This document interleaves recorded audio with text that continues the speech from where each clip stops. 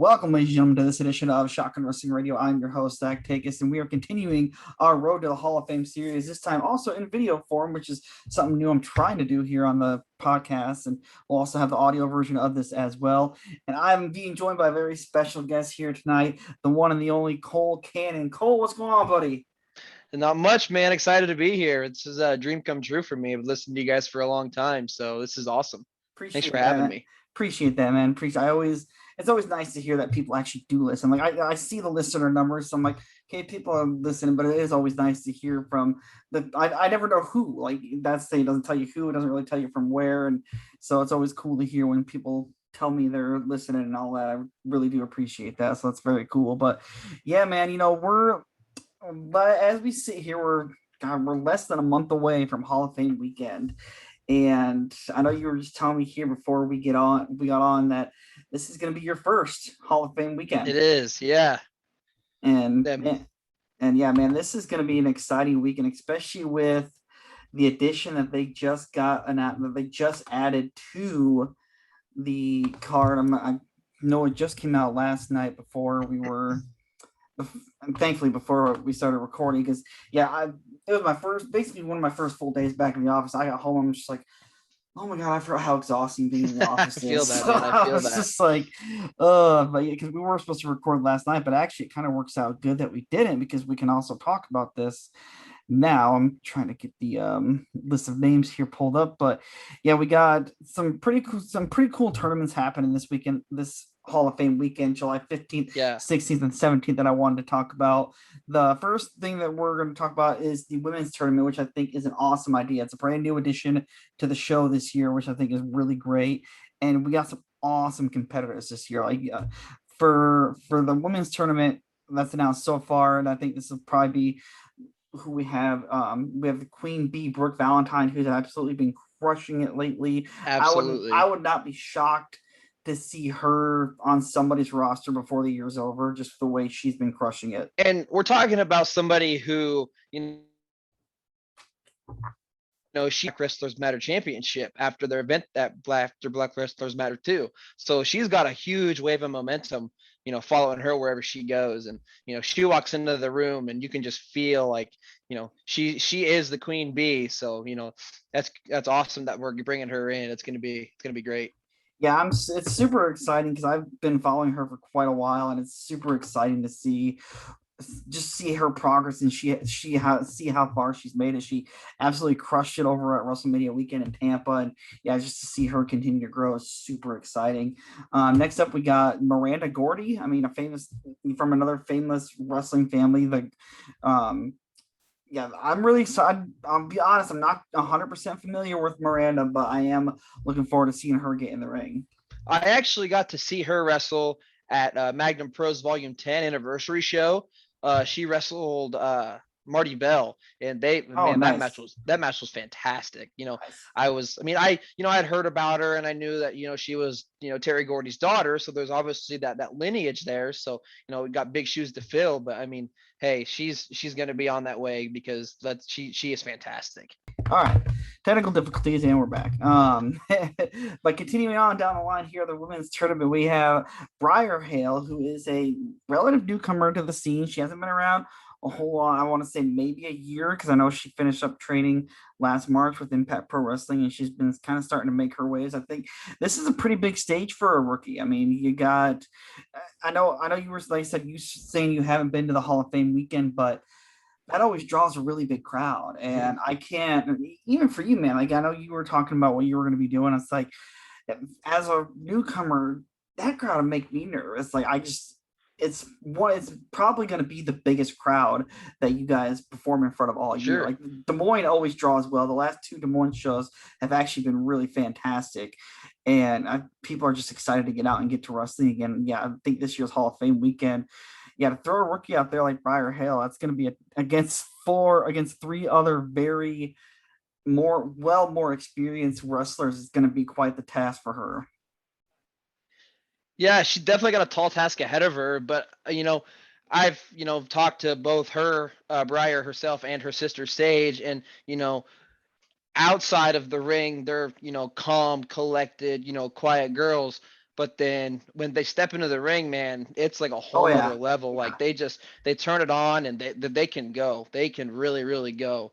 And, you know, they have this it's like they got some pent up aggression, that they pick up outside and they bring that into the ring. And I mean, they're fun to watch. So yeah. I That think I that think match. she's gonna hold her own really well. Like you said, it's gonna be a big tall task, but I think she's gonna handle it just fine. So Yeah, the match that the two sisters had there back in at the May show was pretty phenomenal. You could tell they've been wanting to kick each other's ass for quite a while. So that was, I think there's gonna be a lot of good things to come from both the Hale twins. So I'm looking forward oh, to seeing absolutely, both of them absolutely. progress. So, and our final women's competitor who I had on the show last week, Heather Monroe. I'm very excited to see her make her way to Iowa. It's actually her first show in wrestling in Iowa, despite the fact that she's from the Des Moines area. See, I haven't seen much of her work. So, having a name like that come in where, you're not really familiar, I always get excited about that Yep. because, you could be looking at one of the next big stars. Yeah, So yeah, I always think that's fun. And I'm looking forward to, meeting her and, watching her do what she does. So, yeah, absolutely, absolutely. Moving on here to the men's, you know what? I'm gonna go ahead here and give a bold prediction for the women's tournament. I don't know any type of the bracket or what it's shaped out to be, but I think the finals is going to come down to Brooke versus Miranda, with Brooke taking the victory. That's going to be my I prediction. I can't argue with that, man. Like I said before, Brooke Valentine, man, she has got the momentum going, and it's going to be full force in Waterloo. So I definitely think she's going to be the one picking up the victory, and that'd be huge for her. If she does end up getting in there against Miranda Gordy and picking up a victory, that's big. That's Yeah, big. So yeah, that's a match. That's a match that I want to see. So yeah. maybe we'll get lucky and we'll be able to see that. No, knowing our luck, if Troy's listening to this, he's going to put that in his first round matchup, and it's not going to be the finals Yeah, yeah, matchup. Troy, I'm if you're like, dang listening it, right now, Troy. don't do that. That's a finals type match right there. So then make them earn it, and it's Yes. gonna be awesome. Absolutely. And then moving on to the men's tournament. I mean, this again, another stacked men's tournament. Man, We've had the men's tournament for the last several years, and it's always been a lot of fun. We have um, the Drama King, formerly known as Aiden English. Be a lot of fun to see him there. We have GPA, Jeffrey Percival Astru. I'm sure I just butchered that last name, and I apologize. One called Manders. That's gonna be badass to see him on a stage like this. Jeremy Wyatt, another prominent name in the Midwest scene. AJ Smooth, who's been on an absolute roll this year, and just he's in the best shape of his life. And yeah, I'm looking forward to seeing how he stacks up in this. Wes Briscoe, again, a Hall of Fame regular every year he's there, and yeah, it's been nice to get to be on friendly terms with him. We always recognize each other and usually hang out throughout the weekend, so I'm looking forward to seeing him again. Him and my friend Ace have a podcast together, the Wes Briscoe and Big Ace podcast. Go check that out. Josh C, the first ever Black Wrestlers Matter champion. That one I was super excited to see because yes, that's Jaw's another name, man. That if he's not on a roster by the end of the year, I'm damn glad that we still get him here in the Oh, Midwest. 100%. He's a guy that, throughout the pandemic, he's really elevated himself. I wasn't too familiar with him until, just probably in the last 6 or 7 months when he popped up in GCW here a few weeks ago and had a match against JJ Garrett. And, those guys had a great match. So I'm like, man, this guy's the real deal. He comes out, he looks the part. He can walk, he can talk, he can do it all. So Oh yeah, I yep, don't think you're very far off with your prediction to where he'll be signed up here before the end of the yeah. year. And then last but not least, we have Gary J, who's another prominent name in the independent scene. The semis and the finals will be held during the evening show. And yeah, I'm super excited, man, because you again look at the past history of the guys that have won this tournament. Kurt Stallion, Chuck Taylor, and Austin Aries are all past winners of this tournament. There's a lot of big names there. A lot of Yeah, big names. yeah. I mean, absolutely. So it's an exciting time. I can't wait. The tournament, I believe, starts at 12:30 on Friday, July 16th. The cool thing about Friday is it's a whole day wrestling show because I believe the talent evaluations start at 11 on Friday morning, I believe. And yeah, then we go into the first round of the tournament there. Then you get a little break, which I think around 3 o'clock is when Big Ace and Wes are doing their podcasts over in the same building. So once you get a little break, go check their podcasts out. But yeah, basically from 11 a.m. in the morning on Friday till about probably 10 p.m., 10:30 Friday night, it's an all-day wrestling affair. I It mean, doesn't get any better than that. no, dude, it's awesome. It is. I mean, it's really surprising me, but I also think it's cool because I'm excited for you guys to experience it and experience it with you guys. How many of you guys are coming for the first time? I think 3 out of the 4 guys I talked to live in Des Moines were, they said it's going to be their first time show or their first time Hall of Fame weekend. Well, I know just in the last, probably year and a half or so, the amount of talent that IPW has grown, substantially, Yeah. Because, the class before me had like, Ricky Bronson, the Hale twins, Damian Saint, Yep. Victor Payne, that's a guy to watch out for. Was And then was Mason Reaper in that class too? Mason Reaper actually trained with me. I Okay. trained with Mason and I trained with Cody Lee. And I also tried this Sunday at the Link County Fair, Carly Chaos. So Nice. that's going to be, and then we got a couple other guys after us, which was ZK47. He actually competed in the Black Wrestlers Matter FTC Rumble here this Nice. past weekend. So that was great for him. I'm excited to see what he can do. Zeke Dynamics, who I've actually got to step into the ring with, he's a little guy, likes to fly around, so it's a real clash of styles. So it was a good time. And then the Greasy, as I like to call him, Greasy Daddy Cecil. That's another guy, just kind of getting their feet wet, but I know they're all excited to get to the ground and get running. So yeah, it's super exciting. I kind of want to talk to you now a little bit. What was it about wrestling for you that made you decide you want to get into this and you want to pursue wrestling? Oh man, I think it all started like my stepdad, man. He was big into wrestling, like in the Attitude Era, Austin Rock. And then, he watched it when I was growing up. And then from there, I met John Cena. I'm probably going to catch a little bit of grief for this from the boys, but hey, you know what? It is what it is. You know what though? Cena is one of those dudes that, he caught a lot of grief, but he was, and still is because it sounds like he's getting ready to come back, but he was definitely the Hulk Hogan of the modern era, and 100%. maybe even better. And it's like, it's amazing what he was able to accomplish and what he did, everything just from in the ring and even outside of the ring. And I'm really curious. I think he should, in my opinion, compared to what other people say, go down as one of the greatest of all time. Yeah, absolutely. There's no question about that. But as far, because I remember specifically, like one of my earliest memories of wrestling was WrestleMania 20 or 20 when he faced JBL for the WWE Championship, and he won. And then from there, I was like, this guy's awesome. So then from there, it was John Cena everything. I followed wrestling a lot, when my younger years, and then you get into middle school and high school, sports get in the way, and then I kind of fell out of it. Grew up, so to say. So I didn't really watch a lot of wrestling until about 2015, 2016. I graduated high school and I was just working full time, and my cousin was like, hey, you want to come over and watch WrestleMania? And I was like, yeah, I haven't watched wrestling in a while. Sure, why not? And I believe that was WrestleMania 32 with Roman Reigns and Triple H in the main event.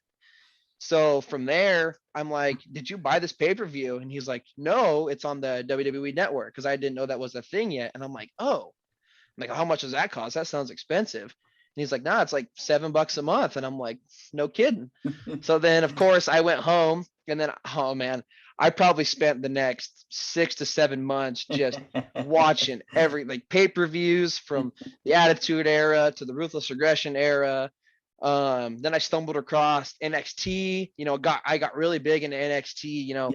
Seeing a lot of these guys that are up and coming, and then from NXT, I kind of fell into that the YouTube wrestling rabbit hole, I like to call it. Yep. And then I found the indies. I didn't know anything about the indies until then. And I found guys like the Young Bucks and Ricochet at the time, all that PWG, 2015, 2016 years where it was really popping off there. Yeah, yep. And, I had heard that there was going to be an independent show here in Iowa, and it was called the Wrestling Revolver. Okay. And I was like, I saw that they were going to have badass Billy Gunn. And I'm like, oh man, I got to go to that. I got to meet Billy Gunn, being a huge Attitude Era fan and a huge DX fan. I was like, I got to see that. And man, the atmosphere of that place and the matches, I mean, I fell in love with that stuff instantly. I couldn't get enough independent wrestling. So then I went to a couple more of their shows with another one of my buddies. And, after every show, we went to probably 3 or 4 of them. And after every show, I'm like, man, I want to do this, man.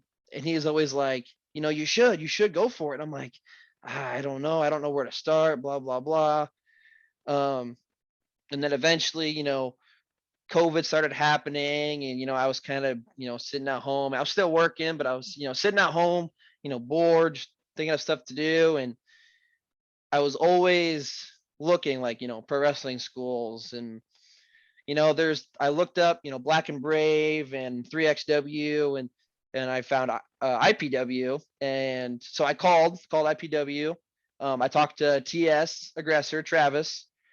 He said, come up for a visit sometime. And I thought they were still in Algona. So that was like 3 hours away from where I live. And I'm like, man, this is going to be a hard sell, but no, they actually, and then when they moved down to Collins, which is only about 30 minutes from where I live. So we went up there and visited and got to take a couple bumps, jump around on the ropes a little bit. And man, it was a childhood dream right there. And then as soon as Travis hooked me up for that fisherman suplex, I mean, I was hooked immediately. I got in the car.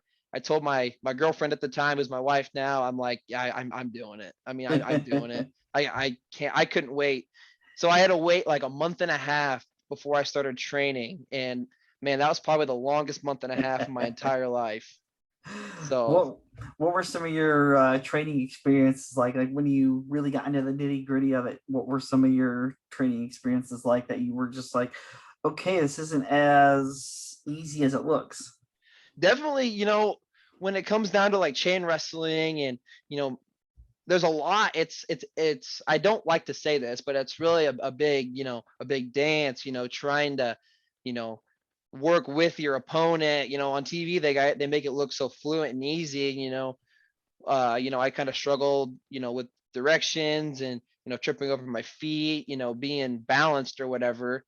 But working through that. And then, once we really got the fundamentals down and started to get into the bumping stuff, we were bumping a lot and it's like, man, some of them days where you're bumping a lot, you feel it, you definitely feel it. So, but, having James Jeffries as a trainer, man, I can't give that guy enough credit. He helped us a lot, cause I was really struggling a little bit, trying to remember, how to put a match together, where to put things, have it make sense. And, he always broke it down and put it in a way where it made it easy to understand and easy to remember. And now, it's just engraved in my memory forever. So, I'll be watching, matches on TV and I'll be like, all right, here we're feeling it out. Oh, here comes a shine up, cut them off. Now we're into heat. I can kind of pick and choose and point out what they're going to do. And some of my wrestling friends that don't know the insides of the business, they're kind of like, I'll be like, okay, here we go. Here comes a tackle drop down and leapfrog, and they do it. And they're like, man, you got to stop doing that. And I'm like, I'm sorry. It's just a habit now, so, but I can't say enough good things about James Jeffries, man. He was really, really instrumental in the success that I've had so far in wrestling. So I owe a lot to him.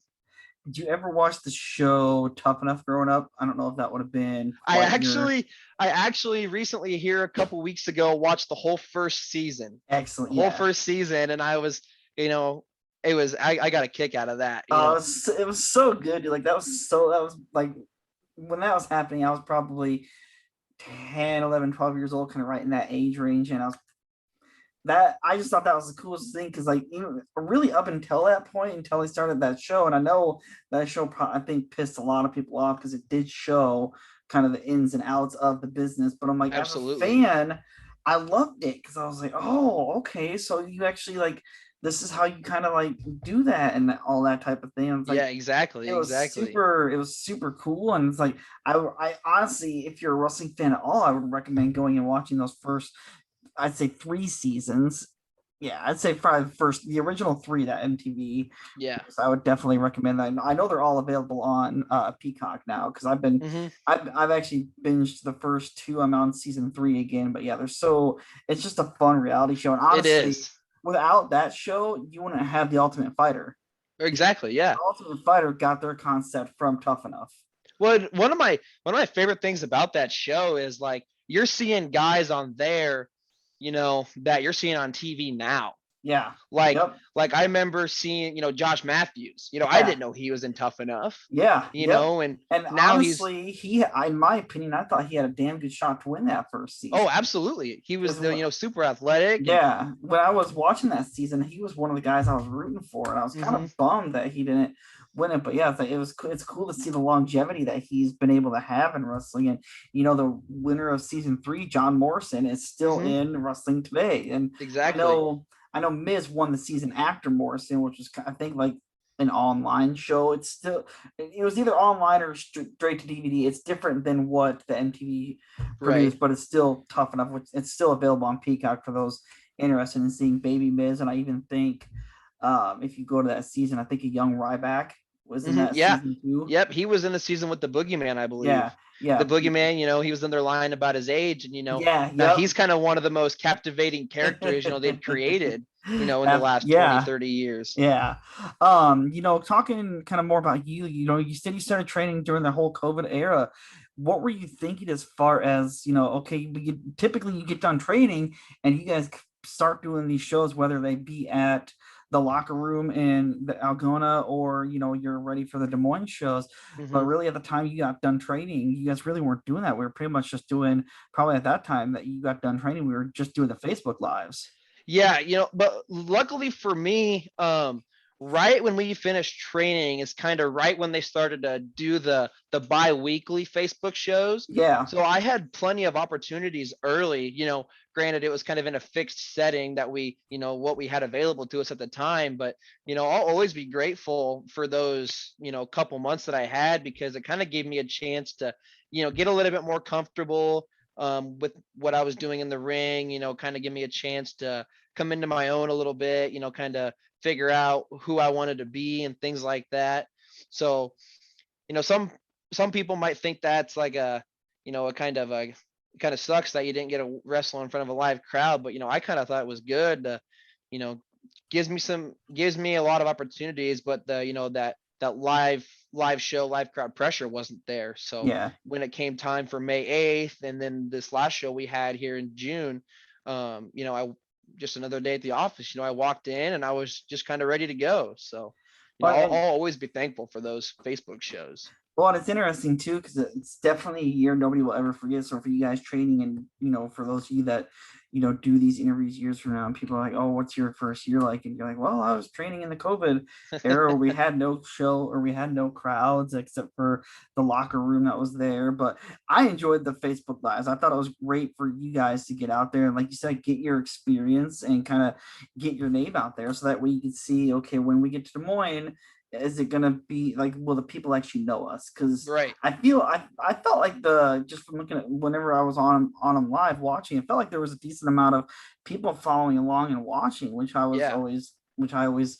thought was nice because yeah, you knew people were watching. So I think that was again a great test for you guys to see what would work and what maybe wouldn't work.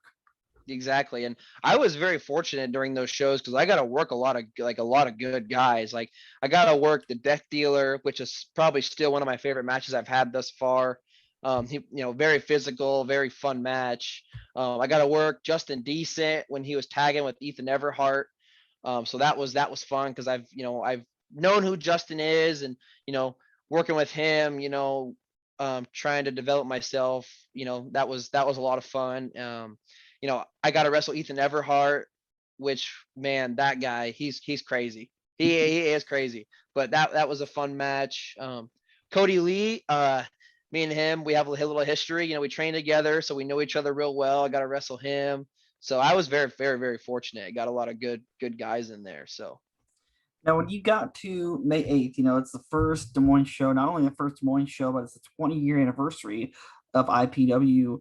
Were there, I know you said it was just another day at the office, but there had to be the nerves there, right? Like you're finally getting a chance to be, I don't know how many people we had there, maybe 150, maybe 200. I'm horrible at guessing, but I mean it was a good sized crowd yeah, for the first crowd. I know they sold out of their pre-sold tickets, but yeah, what was that May 8th show like for you? yeah, I'd be lying if I said there wasn't any nerves. But just like this last show during June, I was nervous, before I was getting ready to walk out, and then as soon as I, stepped out from behind the curtain in front of all the people, just like that switch just kind of flipped on, and I was like, it's game time, it's time to do what we do. So whenever I step in the ring, I just kind of all the nerves just kind of fade into adrenaline, and I just get super excited, just ready to go, and just because it's wrestling is so much fun. It's so much fun. So just finally being able and feeling the energy and hearing the voices in the crowd, I don't know, man. Just as soon as I was in the ring, all those, like I said, all those nerves just switched straight to adrenaline, and I was like, this is what I've been waiting for. This is what I've been working for the last, pretty much almost a year. So I was more than ready. Well, the cool thing, about this year as opposed to last year, obviously we didn't do the fair shows that IPW typically does, and they typically do like a 2 week stretch of fair shows where Hmm. it's just nonstop and everything you can say kind of kicks off this coming Sunday at the Lincoln County Fair in Central City. I know you're going up against Damien Saint, but like I did.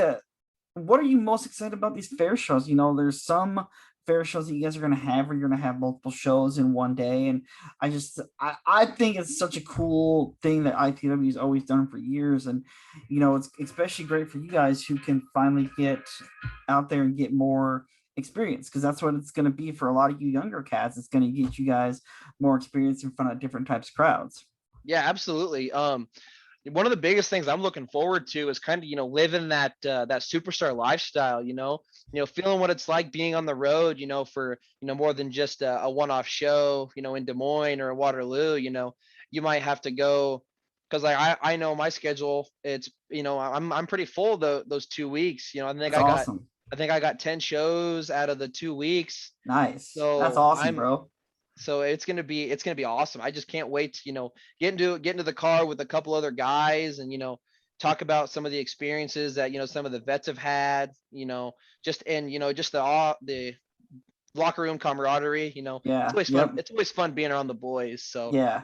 Yeah. that's good. It's just gonna be a good time. Well, and again, it's kind of cool because, like I said, more or less kicks off this coming Sunday at the Lincoln County Fair, and then I know. Oh, let me get my calendar out here. I know there's another one shortly after that, but it's not like right back to back. I know around Hall of Fame is where it really kicks into high gear, because I think from maybe even the Thursday night all the way up until like 2 weeks later, there's an IPW show. There's even an Because I IPW. think we start the actual 2 weeks July 19th. Yeah, because I know there's July a 19th in at Knoxville at the Marion County Fair, okay, because which yeah, is kind of a homecoming for me because I nice. have a lot of family down there. So I'm really, really, really looking forward to that one. Have they done the Jackson King thing and bought all the tickets like the Jackson Kings fans do in Des Moines? Not yet, but they better, You man. Not yet, but they better. need to be selling them on that, man. That I kid, know it. I know that it. kid, he always brings the crowd to Des Moines. It's pretty fun to watch him when he's out there. I remember last March before things got shut down, watching him out there. I think it was one of his first times out there, and yeah, it just felt like his entire family was there. I'm like, you know what? Hmm. That's what you gotta do, though. Get your family and get your friends out there to purchase the tickets and come see you and make the noise, because He that, definitely gets the loudest reactions. I yeah, can't argue that, which is cool for him because he puts in a lot of work and yep. he really does love this stuff. So it's awesome, and to see it everybody support him like that. So Yeah, it's I got a kick out of, I think it was the last show. I think is somebody, I want to say it was maybe his dad, had the Burger King hats, which I thought was yes, kind of yes, a bunch of them came in with their Burger King hats. and Jackson's kind of needs to think about doing a merch idea with a crown of some One sort hundred percent, and one have hundred it. I percent. mean, Ugly's got the ugly stick. Jackson can have the crown. I think that would be pretty dope. Yes, I mean, I'm just putting it out there, but Jackson King, if you're listening, I'm copywriting that. I get my royalties. he's another guy I need to get on here. I'm hoping to do a lot more of these for around Hall of Fame weekend too. So it should be a lot of fun, man. I'm really excited to get back to Waterloo. It's just gonna I know it's gonna be your first time. I'm excited for all you guys to have your first Waterloo weekend. Like Yeah. who out of everybody that's been announced, you got your Sergeant Slaughters, your Mark Henrys, you have Ken Shamrock, you have Jerry Briscoe, Wes Briscoe.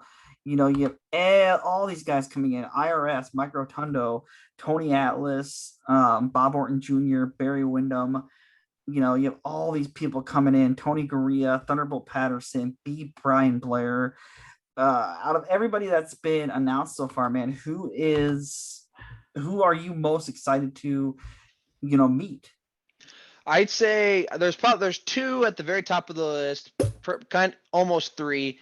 One of them is Jerry Briscoe. I mean, the guy's a legend. You see him on TV in the Attitude Era. He's kind of one of the McMahon's goons, and that stuff was always funny and entertaining. So just being able to talk to a guy like that, pick his brain a little bit, hear some feedback from him that he knows what they want. So that's a guy that you can't take his word, and you got to take his word because he knows. Another guy, Colt Cabana, is a guy that I'm excited. Yes. I actually talked to him at one of the Revolver shows, and I asked him, I'm like, how does somebody become a wrestler? And he's like, well, you got to find a school and train, and from there, then you can kind of start taking bookings. So, I don't know if he'll remember that, but I'm kind of excited to talk to him and be like, hey, like, you kind of gave me that kick to, start looking for schools. So I think that's going to be cool. Um, and then also Ken Shamrock, because that guy Yeah. is done it all. I was supposed to meet him here at the last Revolver show that got canceled right before Oh yeah. COVID Yep. started, so didn't get a chance to do that. But now I get to redeem that and actually finally meet him, so that's gonna be awesome. Yeah, I'm excited to meet Ken. I've watched him for obviously through the Attitude Era, and then watched him kind of at the end of his UFC run. I kind of watched him do that little last bit there that he did with like the Ultimate Fighter, his battle with Tito, and yeah, now to kind of watch him back in it. Well, he's not so much anymore, but to watch him last year and the year before with Impact Wrestling, Yeah, still going at it at his age. exactly. And he still looks like $1,000,000. Oh, exactly. But you did mention Jerry Briscoe. I did kind of mention it earlier, but there is the Gerald Briscoe talent evaluation that is Friday, July the 16th, starts at 11 a.m. I believe there are still some slots available. I'm trying. Go ahead and email if you are interested in it. The registration for the evaluation costs is $150. All the proceeds will go to benefit the George Tragos Luthez Professional Wrestling Hall of Fame, which if you guys haven't been there, please go if you're in the Waterloo area. It's such an amazing museum for any wrestling fan. If in order to be considered for the evaluation, you have to send a resume, including a picture with your height, your age, the name of your trainer, a brief list of career highlights, and you can send those all to Troy Peterson at tpeterson@nwhof.org. The evaluation is open to both men and women. So if you are all interested in participating in that, please feel free to reach out to Troy Peterson and get him the information. Because again, that's another fun thing that I've enjoyed from just the additions of the Hall of Fame over the years is the talent evaluation process, just to see a bunch of different guys. You may not necessarily go into the talent evaluation being booked on that night show, but they might find a slot for you, on the battle royal, because you can never have too many people in a battle royal. So Exactly. That was one of the biggest things about the Waterloo show is getting on that talent evaluation because, for anybody, if you're like stuck, in a place where like you can't advance, hearing, what you need to do from, legends like, Briscoe and Shamrock and Yep. potentially Mark Henry, that's huge. Those Yeah. are some guys that they know what it takes and they want everybody to succeed. So they're gonna give you the tools, and then you just got to build it up. You just got to do what you got to do, what they tell you, and they're Yep. not gonna fail you. So Yeah. If you're ever on a show like this, definitely pick the brain. Ask questions. All these guys that are coming in have been through what you're going through, and it's an experience. Go up to IRS or Mike Rotundo and ask them questions. Go ahead and I don't. That's I think the one thing I don't think you can do enough is ask questions, ask for feedback. Get if somebody's watching your match, say, hey, how was it? Because yeah, like you said, it's always a process, and you're never done learning in this no, absolutely business. not. Absolutely not. You can always pick up things. And I've learned that, just with the little experience that I have so far, I'm always, learning stuff, just, watching back the footage of the matches, picking things out like, okay, I could do this better, I could do that better. So just, the little things, man, it helps. It all helps. Yeah, it really does. But like I said, you guys got a 2 week stretch coming up there. You get, like you said, you have about 10 out of the 14. Is there anybody so far that you have not worked with that you're looking forward to working with, if given Well, the opportunity? there's a lot of guys, man. For me just to break it down to a couple, it'd almost be unfair, but there is a few that stand out exponentially. One of those guys I actually get a face this Sunday in Lynn County, Damian Saint. That's a I've been bit of a homecoming for Damien too. He's kind of from the Lynn County, Cedar Rapids area, so yeah, it's he definitely a is, bit of a yeah. So homecoming for him. I definitely think, the fans are going to be on his side. But if any people that don't know this, we're facing off in a no disqualification match. So it's gonna be a barn burner. I can tell you one thing, that we're both gonna go in there and we're gonna come out different guys, because this is gonna be, it's gonna be brutal. And I'm looking forward to it, and I know he is too. But it's like I said, it's gonna be nuts. Um, but another guy that I really, really want to work with is Brandon the Shank Eubanks. Man, Yes, yeah, this. he that guy. I need to humble that guy a little bit. Him and the Max Chill Mafia, doing what they're doing. I want the big guy. I want the big guy. I want to take the bull by its horns and bring him down to my level a little bit here, get him off his high horse. But Well, that's a there. guy he's going to be tough, but because he's got that legitimate fighter background behind him, Yeah, yeah, that So took me by surprise. I didn't know that until I interviewed him at the Des Moines show, that he said he has a legitimate MMA background. I honestly had no idea, so I was legit taken aback by so I that. mean But he definitely knows how to beat somebody down. So I'm up for the challenge. So hopefully someday I can get that opportunity. well, Troy, or I would even pass this along to James, if either of you are listening. That's who Cole wants to face on the fair shows. You guys are thinking of putting a match card together. One other guy that I really really would like to work, JJ Garrett, man. Yeah, yep, Just seeing all the places that he's going, being able to step into a ring with a guy like that, that could be huge. yeah, Not only for me, but for a show, getting people there to see him, because he's got the name behind him now. yep. So, and I like it. I like what his style. So that's definitely another guy that I'd love to work with. Yeah, absolutely, man. It's super, like I said, it's a super exciting time to be a wrestling fan. And again, I say it all the time here on the show.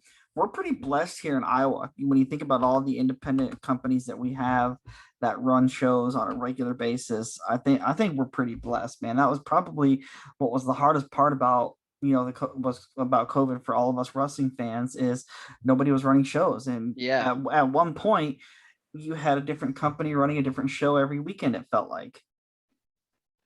Yeah, and I wasn't really super into the indie stuff at that point, right when with the Midwestern stuff, I was kind of more with the national stuff. But yeah, when especially towards the tail end of my booking or my training, looking for bookings and looking for places to work, it was really slim. You had IPW, running their Facebook shows, and Yep. Central Empire Wrestling running their CEW Power Slam shows, and Yep. that was really about it. I mean, so it was really, really tough to, kind of stay motivated, not getting a lot of the opportunities that you were wanting. So, but I'm glad we're past that now. Yeah, yeah, absolutely, man. One of the cool things though, like that happened through the Facebook Lives is, and I thought it was kind of cool how he was doing it for different schools, was IPW brought in Mike Bennett. I thought that was a Yes. really awesome addition of the Facebook Live, which I'm gonna beat this to death because the match that him and AJ had was fucking phenomenal. Oh, it was great. Go to the Facebook Live and find that show. I want to say it was maybe from February of this year, maybe I think so. March. That's I know it was February. cold. Yeah. Yeah, I think it was either late January or early yeah, February, because that was when it was like -5 degrees yeah, outside. yep. And I remember because I remember seeing the scene from Mike's documentary that he did from there, and he was bundled up on his way out to his car, and it was all freezing cold. So I'm pretty sure it was January or February that match happened. If you guys are looking to go out for that one, but that was, like I said, another cool addition that they did. Were you present for that one, and did you get to I pick Mike's? was. Did you get to I pick Mike's brain a was. little bit for that? Yes, and it was awesome. I cannot say enough good things about Mike Bennett. Just like everybody else on this podcast so far, that you've had in the last couple of weeks, they're all saying the same things about the guy. He's Yep. dedicated, and he Yeah. he was so fun to work with and learn from. He really, gave you, it was a different kind of seminar, because I've done a couple seminars before, and this was unlike any other kind. They have you go into the ring, cut a little promo, bump around a little bit, and then they kind of tell you, okay, fix this, fix that. This was good. Really giving you the positives, as well as giving you the things to work on. So you kind of have, okay, I did this good, so now maybe focus a little less time on this, a little more time on that. And he's such a nice guy, Yeah. such a nice guy. And the fact that he was driving through blizzards, all the way up here, I can't give that guy enough credit. Yep. That's a guy that I really strive to be like in this business. Someone that really gives it 110% all the time, because his saying was, "I love this shit," Yeah. and that's probably the most truest statement I've ever heard in my life, because I feel the same way about it. So Yeah. Yeah, we interviewed him on our show. I don't remember how long. It was when he was in Ring of Honor the first time around before he went to WWE, so it was quite a while ago. But yeah, he was definitely one of our favorite interviews that we did back in the day. But I'm excited to see Ring of Honor again once the fans return, because I'm kind of at the point with my wrestling picking and choosing of not really watching the ones that don't have the fans, because if the fans aren't there at this point, it's just kind of, it drags for me, and I hate that. You know what I mean? Like, I'm just, the fans, in my opinion, add so much. yeah, 100%. Like, especially, I've only been able to wrestle in front of the fans 3 times. So the difference from fans at live shows to, from Facebook shows, that I feel like the crowds, they give you that fifth gear, that Yep. that little jolt when you're running on empty at the end of the match. They really keep you going and help you through it, because I feel like they're just as much in that as you are, because they're Yeah. they're the ones fueling you, because if they're not there, then what, you're just doing stuff. Right. Yeah. So I'll always be appreciative of that, because like I said, they really, like when my match with Jimmy Wild this past Forte show, they were loud, and it was unlike anything I had ever been a part of before. So always be thankful for the fans. When your family watched you for the first time, I'm assuming they've been there at one of the last two shows. What was their reaction to you? I actually had a lot of friends and family at the last Forte show, and man, they all when I told everybody that I was gonna train to be a professional wrestler, they're like, "Why? That seems kind of silly." And I'm like, and then they're all there, seeing me do it after almost a year, and then they're like, "Dude, that was awesome. That was so awesome." Seeing my friends that aren't into wrestling, really get excited, not just for my match, but for the whole show. They were Yes. having a good time. Um, my favorite thing is my in-laws.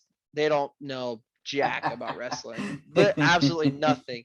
So it's kind of fun to kind of help them along, kind of teach them up a little bit. It's fun. So it's been really fun, and I've had a lot of support thus far. I can't thank my wife enough for really giving me that final kick in the butt to get in there and start training. So definitely love all the support that I've had from my family. Now, you mentioned your wife. What was her first reaction to your first match? She was like, "I don't want to hear you complain about how sore you are when you get home." And I'm like, well, they say, for better or for worse, and this is definitely worse. So you're just stuck with it. So she's always giving me stuff like that, but she keeps me mentally tough, going into these matches. So, you That's know, awesome. That is awesome, um, man. like I remember specifically, when I wrestled Cody Lee in my first match on October 25th, which I'll never forget that date. We he chopped the soul out of my body. I remember that. I think I messaged you shortly after that, and I was like, "Damn, Yes. bro, you guys." Like I said, I didn't realize that was your first match either, and Yes, I that was was like, our "Damn, go, bro, you guys lit each other up on that he match." Like, I mean, we both we're gonna bring it, we're gonna show out, really put our names out there. And when I say he chopped the soul out of me, I felt that for probably 3 or 4. I think it went oh, 4 days with handprints on my chest. oh, But I don't Al. think I don't think that'll ever match. The worst one I've ever had was I was in the gauntlet match for the tag team championships. I teamed with Quavon Orlando, and He's another one that I think has a lot of potential. yeah, I'm excited absolutely, to see where he goes. absolutely. But Justin Decent, man, that Yep. guy. Somebody told me don't take chops from Justin Decent, and I'm like, oh, I can take it. I can take it, man. I think it was that happened on a Sunday. And then I think the next Sunday, I still had bruises on my chest. And I'm like, I think I learned my lesson. Sometimes you just got to learn the hard way. So, Hey, Justin, if you're listening to this, I learned my lesson. So thank you for that. also, Justin, if you're listening, bring back Susie. Yes, bring back Bring Susie. back Susie. I'm going to from now on, Justin. Every show I attend, I will attempt to get a bring back Susie chant. All right. We need Susie back in our lives. She needs to come back. Hey, last I heard, she was in Bosnia doing missionary work. So, now that the borders are starting to open up a little bit, I think she can finally come home. So, I agree. I fully agree. Yes, we are. This is officially going to continue the Bring Back Susie campaign. I'm absolutely. gonna try and edit this clip here and I'll post it on the socials. And yeah, we'll start the Bring Back Susie campaign Absolutely. 2021. But man, I don't want to take a whole lot more of your time tonight. So where can people find you at on the socials for your wrestling needs? So you can find me on Facebook at Cole Cannon, Twitter, Cole Cannon 24, and I believe Instagram is the same as Twitter, Cole Cannon 24. So And your next show is this coming Sunday at the Linn County Fair against Damien Saint in a no DQ match, in a correct? no DQ match, yes, this Excellent. at 12 o'clock noon. So if you're in the Linn Excellent. County area, come out. It's going to be an awesome show. Military, if you have any military background or you served in the United States military, you get in for free. Kind of doing a little military appreciation thing, so that'll be a good time. Tickets are available at the gate, so hopefully we can have a lot of people there and put on a really good show for them. Yeah, absolutely, man. So, man, thank you for joining me. Hang on real quick. That's going to do it for us here on this episode of the Road to Hall of Fame Weekend Series. I'm your host, Zach Takis. And until next time, we'll see you right here on the World Wide Web.